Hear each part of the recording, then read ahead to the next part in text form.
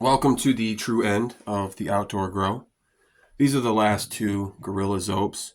They've been waiting for some room in the dry room to free up, which it now is.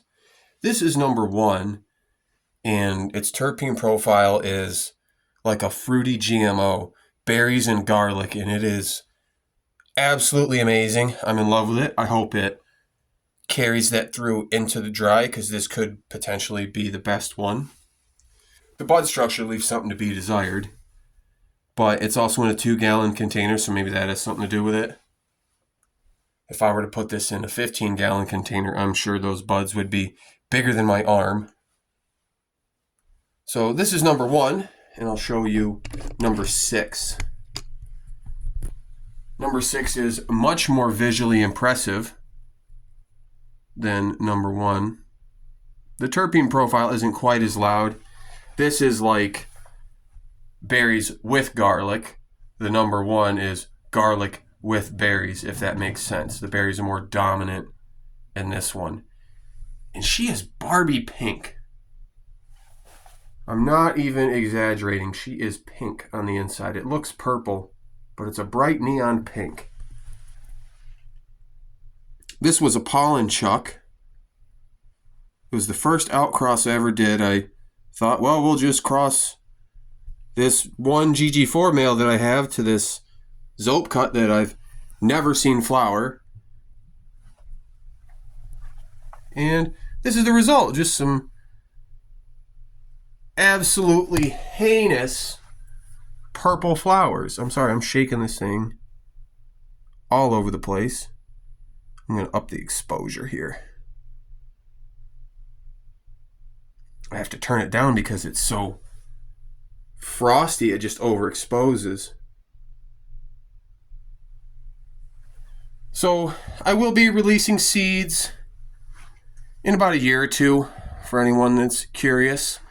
I need to do a lot of work. I have to do searching, I have to do stabilization, and more additional breeding. I want to get each one to an F3 so that when you guys get them, they're going to be relatively uniform and they're going to give you a result that I have pretty much predetermined.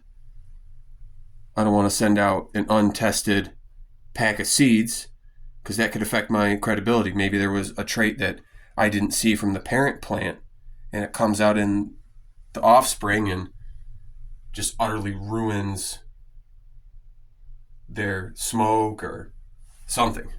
So you always got to test it. Don't just make a cross and send it out. That's just bad practice. So it sounds like a long time, and it kind of is. But I will have a whole library of varieties that I'm going to send out at that point. So you're not just going to get the Gorilla Zoap, you're going to get a whole bunch of other stuff, and some things that I don't even know about yet because we haven't even gotten to that point yet. But we're going to test a whole bunch of stuff, see what works,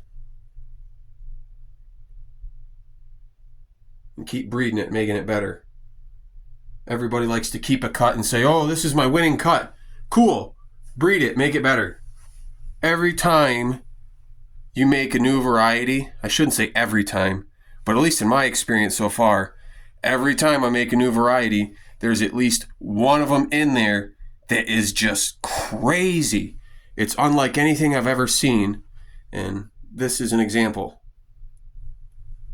Purple, frosty, fat, garlic, and berries. Like, wow. That's incredible. So yeah, 2-gallon containers.